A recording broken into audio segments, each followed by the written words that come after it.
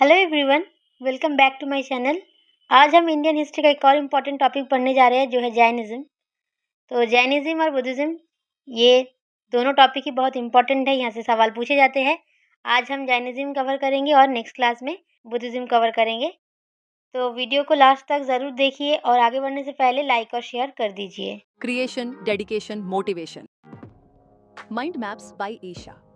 देखिए, Jainism came to prominence in 6th century BC when Lord Mahavira propagated the religion. तो Jainism जो religion है किसने प्रोपागेट किया है? लॉर्ड महावीरा। कब किया है? 6th century BC के टाइम पीरियड में। ठीक है, 6th century BC की बात हो रही है। देखिए, the word Jain is derive from Jina और जैना, जिसका मतलब है द कॉन्करर। ठीक है, याद रखना है। ये जो जैनिज्म वर्ड है या ये जो जैन वर्ड है, कौन से वर्ड से डिराइव किया गया है? जीना वर्ड से, जिसका मतलब है कॉन्करर। अब देखिए, एक बार समझ लेते हैं कि क्या कॉजेस रहे हैं जैनिज्म के इमर्ज होने के। जो वैदिक रिलीजियन था वो रिजिड और ऑर्थोडॉक्स था। तो जो नॉर्मल पीपल थे वो परेशान हो गए थे इस चीज़ से, ऑर्थोडॉक्सिटी से और रिजिड रिलीजियन से, क्योंकि बर्थ बेस्ड वर्ण सिस्टम फॉलो किया जा रहा था और सोसाइटी में अपर वर्णस मतलब ब्राह्मण, क्षत्रिय और वैश्यस के प्रिविलेजेस ज़्यादा थे और शूद्रस जो थे उनके साथ अच्छा बिहेव नहीं किया जाता था। अब देखिए, क्षत्रिय रिएक्शन टुवर्ड्स ब्राह्मणिकल डोमिनेंस। तो ब्राह्मण्स का जो डोमिनेंस था, क्षत्रिय राजा जो थे उनसे भी ज़्यादा था ब्राह्मण्स का डोमिनेंस। इस बात से क्षत्रियस के अंदर भी एक रिएक्शन देखा गया, वो भी इसके अगेंस्ट गए। तो तब जाकर जो हमारे महावीर है वो भी क्षत्रिय क्लैन से बिलोंग करते थे। उन्होंने ही जैनिज्म का प्रचार किया। उसका जो प्रचार हुआ वो सिंपल लैंग्वेज में था और डॉक्ट्रिन्स जो थे सिंपल थे, तो नॉर्मल पीपल के साथ डायरेक्टली कनेक्ट कर पाए। ये जो रिलीजियन है जैनिज्म, ये रिलीजन ऑफ ऑल था, मतलब यहाँ पर इक्वलिटी थी, सिंप्लिसिटी थी जैनिज्म की। तो इतना ज़्यादा रिजिड नहीं था, कोई कॉम्प्लेक्सिटी नहीं था इस धर्म में, कोई भेदभाव नहीं था, इक्वालिटी थी। तो लोग जैनिज्म की तरफ अट्रैक्ट हो गए, तो फिर जैनिज्म का इमर्ज हो गया। अब देखिए, तीर्थंकर्स। तीर्थंकर्स मतलब जैनिज्म के जो 24 ग्रेट टीचर्स थे उनको तीर्थंकर्स कहा जाता है। कितने टीचर्स थे? 24 थे। तो पहला कौन थे? ऋषभदेव फर्स्ट थे, आदिनाथ के नाम से भी जाने जाते थे। सिंबल क्या था? बुल। सभी टीचर्स के कोई ना कोई सिंबल रह चुके हैं, यहाँ पर लिस्ट है, सभी जानने की ज़रूरत नहीं है, जो इम्पोर्टेंट है मैंने वही मेंशन कर दिया है। 22nd थे नेमिनाथ, कौंच था उनका सिंबल, कौंच, शंख। अच्छा, पार्श्वनाथ 23rd तीर्थंकर थे, स्नेक सिंबल था। महावीरा 24th या फिर लास्ट तीर्थंकर थे, लायन था उनका सिंबल। अब हम देखेंगे वर्धमान महावीर के बारे में, जिनका जन्म हुआ था 540 BC में और 468 BC में देहांत हुआ था। तो देखिए, considered the last tirthankar 24th, he was born at Kundagrama near Vaishali in 540 BC। याद रखेंगे, कुंदोग्राम याद रखना महावीर का जन्म स्थान है। फादर कौन थे? Siddhartha, head of Gaitrika Kshatriya clan. तो महावीर क्षत्रिय क्लैन से बिलोंग करते थे। कौन सा क्लैन था? गैत्रिका। मदर कौन थी? त्रिशला देवी, सिस्टर ऑफ लिच्छवी चीफ चेतका। तो लिच्छवी जो चीफ थे चेतका, उनकी सिस्टर थी त्रिशला देवी, जो महावीर के मदर थी। स्पाउस यशोदा, डॉटर अनुजा और प्रियदर्शना। अब देखिए, वर्धमान महावीर के लाइफ में जो जो घटना घटी है, कौन से एज में क्या हुआ है, देखिए। At the age of 30 left his home and became an ascetic. At the age of 42 attain the highest spiritual knowledge के कॉल्ड कैवल्य। ये याद रखना, जैनिज्म में हाईएस्ट स्पिरिचुअल नॉलेज को कैवल्य कहा जाता है, जो कि उनको 42 के एज में प्राप्त हुआ। कहाँ पर? Under a sal tree on the bank of river Rijupalika near Jimbhika grama. ये सभी के सभी पॉइंट याद रखना है आपको। Therefore, he was called Mahavira Jina Jitendriya, one who conquered his senses. Nigrantha, free from all bonds. And केवलिंग। तो कैवल्य या फिर हाई स्पिरिचुअल नॉलेज अटेन करने के बाद वो महावीरा कहलाने लगे, जीना या जितेंद्रिया कहलाने लगे। जितेंद्रिय मतलब जिसने अपने सारे के सारे सेंसेस को कंकर कर लिया है, और केवलिंग कैवल्य प्राप्त हुई, इसीलिए केवलिंग। ये सभी के सभी नाम किसके थे? वर्धमान महावीर के।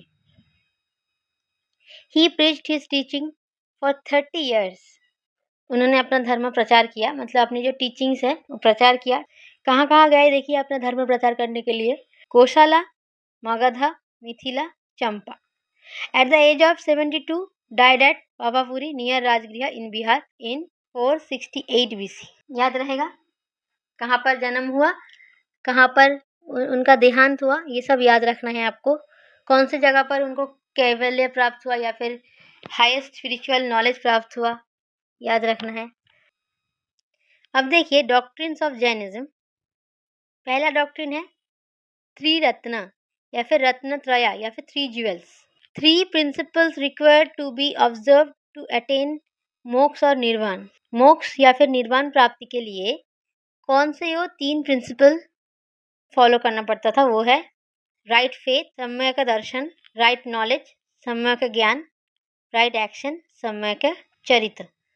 तो ये जो 3 रत्न है ये आपको याद रखना है। Right faith, right knowledge, right action, सम्यक दर्शन, सम्यक ज्ञान, सम्यक चरित्र। अब हम देखेंगे पंच महाव्रतस, 5 ग्रेट वोज। ये था मंक्स के लिए, फॉर द मंक्स। तो पंच महाव्रत जो है ये मंक्स के लिए थे। देखिए क्या क्या है। Out of 5 great vows 4 doctrines advocated by Parshvanath. पहले के जो 4 है वो पार्श्वनाथ के द्वारा बनाया गया। उसके बाद जो लास्ट वाला है 5th डॉक्ट्रिन, वो ऐड किया गया है महावीरा के द्वारा। अहिंसा, सत्य, अस्तेय, अपरिग्रह, ब्रह्मचर्य। अहिंसा मतलब डू नॉट कमिट वायलेंस। सत्य मतलब डू नॉट टेल अ लाई। अस्तेय मतलब डू नॉट स्टील, चोरी नहीं करना है। तो इसका मतलब क्या है? वायलेंस नहीं करना है, झूठ नहीं कहना है, चोरी नहीं करना है। अपरिग्रह मतलब डू नॉट एक्वायर प्रॉपर्टी, किसी और का प्रॉपर्टी एक्वायर नहीं करना है। ब्रह्मचर्य मतलब ऑब्जर्व कंटियंस। ब्रह्मचर्य मतलब लग्जरियस लाइफ लीड नहीं करना है, ठीक है।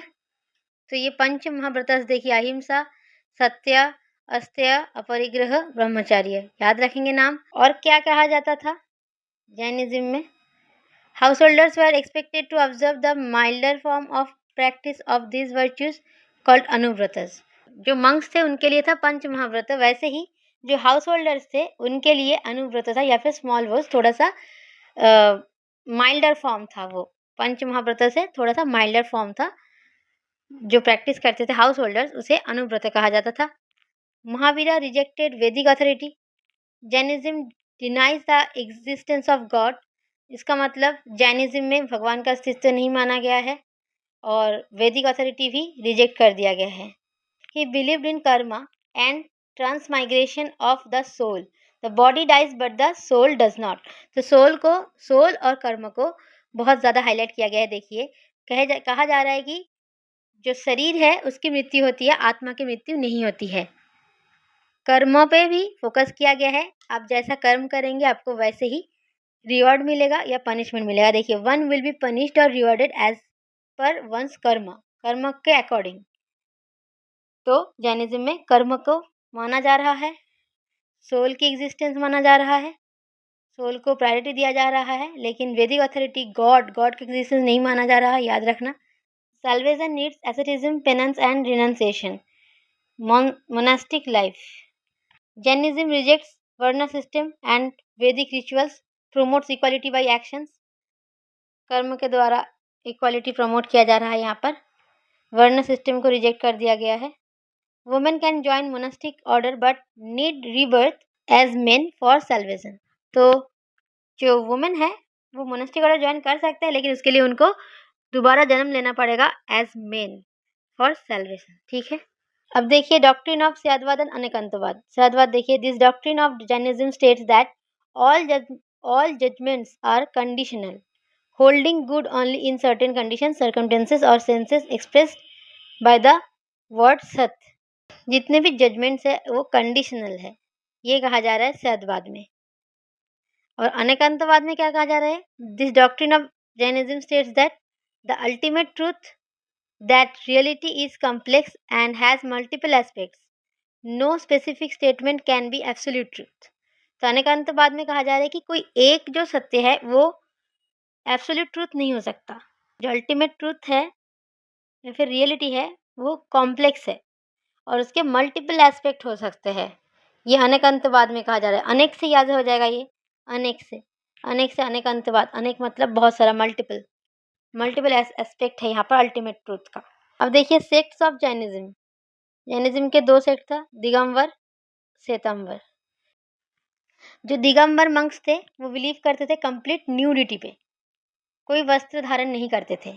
जो श्वेतांबर थे, श्वेत से पता चल रहा है सफ़ेद, तो वाइट क्लोथ धारण करते थे। नाम से ही याद हो जाएगा, श्वेत मतलब वाइट, तो ये वाइट हो गया। श्वेतांबर वाइट क्लोथ पहनते थे। तो जो दूसरा है दिगंबरस, वो कंप्लीट न्यूडिटी पे बिलीव करते थे। और वो लोग 5 वोज फॉलो करते थे। ये लोग 4 वोज फॉलो करते थे, ब्रह्मचार्य फॉलो नहीं करते थे।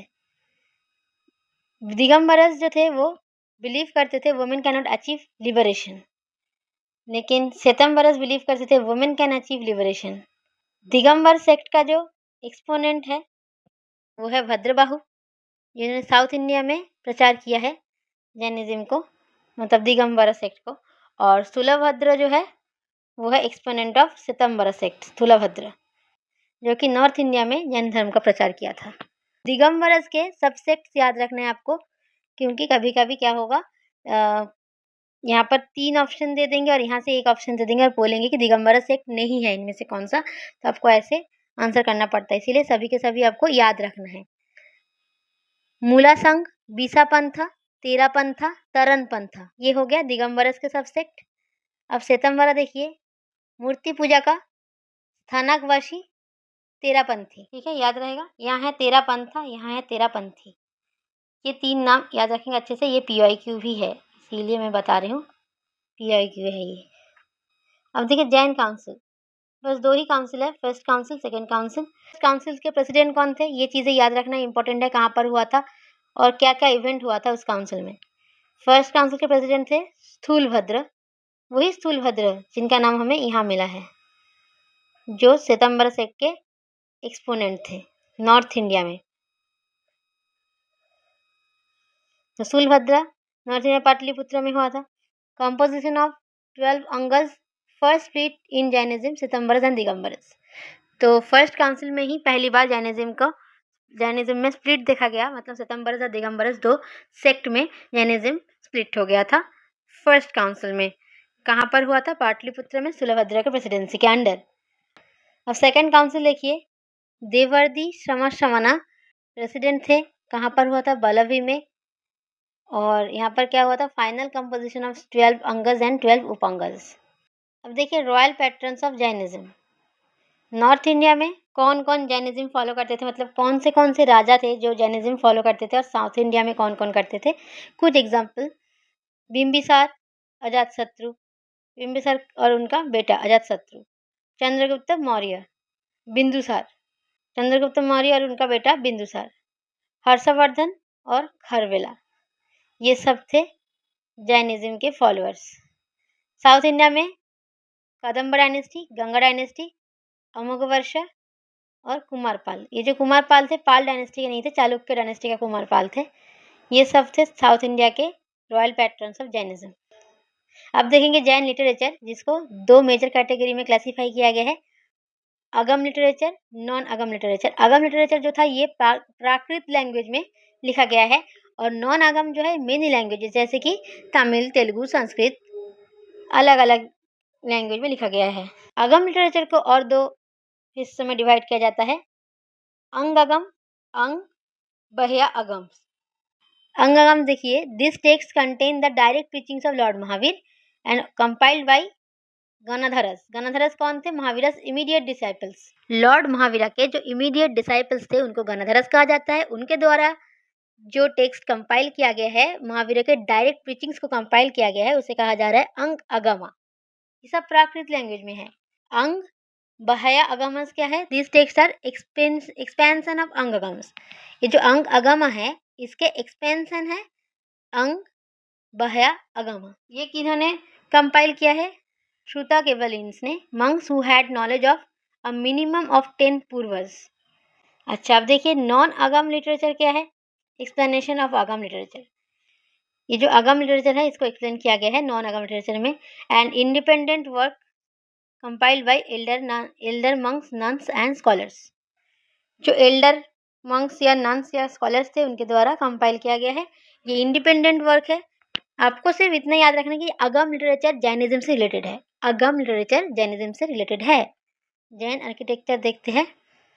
पहला है गुम्फस, मतलब गुफाज, केव्स, जहाँ जहाँ पर जैन आर्किटेक्चर, कौन से केव में जैन आर्किटेक्चर देखा जा रहा है, देखिए एक बार याद रखना एग्जाम्पल्स। इलोरा केव, केव नंबर 30 से 35 महाराष्ट्र में है। गजपंथा केव महाराष्ट्र। उदयगिरी खंडगिरी केव ओडिशा। हाथी गुम्फा केव ओडिशा। सित्ताना वसल केव तमिलनाडु। स्टैच्यूज देखिए, गोमतेश्वरा या फिर बाहुबली स्टैचू। गोमतेश्वरा या फिर बाहुबली स्टैचू कहाँ पर है? कर्नाटक के श्रवणबेलगोला में। याद रखेंगे। स्टैचू ऑफ अहिंसा, ऋषभनाथा के जो स्टैचू है कहाँ पर है? महाराष्ट्र में, मंगी तुंगी हिल्स में। जियानालाया, जियानालाया मतलब जैन टेम्पल्स। जैन टेम्पल्स कहाँ है? दिलवारा टेम्पल जो है माउंट आबू राजस्थान में, वो है Jain temple, Dilwara temple. Girnar and Palitana temple जो है ये गुजरात में है, ये भी जैन टेम्पल है। ये दोनों जैन टेम्पल है, याद रखना। जैन केव्स है, ये जैन स्टैचू, जैन टेम्पल। तो हमने जैनिज्म से जो जो इम्पोर्टेंट था वो पढ़ लिया है। अब क्वेश्चन ऑफ द डे है आपके लिए यहाँ पर, इसका जवाब आप कमेंट सेक्शन में देंगे। तो आज का सेशन हम खत्म करेंगे एक कोट के साथ। Push yourself because no one else is going to do it for you. आप खुद को खुद ही पुश करिए, कोई और आएगा नहीं आपको पुश करने। हाँ, घर वाले हमें बोलते रहेंगे हाँ पढ़ाई करो, ये करो वो करो, लेकिन पढ़ाई करने के लिए खुद को आपको पुश करना पड़ेगा। सिर्फ पढ़ाई नहीं, किसी भी काम को करने के लिए आपको खुद को पुश करना पड़ता है, कोई और नहीं आएगा आपको पुश करने के लिए। तो इसीलिए हमेशा मोटिवेटेड रहिए और खुद को हर काम करने के लिए पुश करते रहिए। तो बस यही तक थी वीडियो। आपको टेलीग्राम चैनल पे PDF मिल जाएगी। अगर आपने हमारे चैनल को सब्सक्राइब नहीं किया तो कर लीजिए। माइंड मैप से एशा ऑफिशियल लिखकर आप टेलीग्राम चैनल पर मुझे कांटेक्ट कर सकते हैं। अगर वीडियो पसंद आई हो तो लाइक करिए, कमेंट करिए। कोई और टॉपिक पे वीडियो चाहिए तो कमेंट में ज़रूर बताइए। मिलते हैं अगले वीडियो में, तब तक के लिए जय हिंद।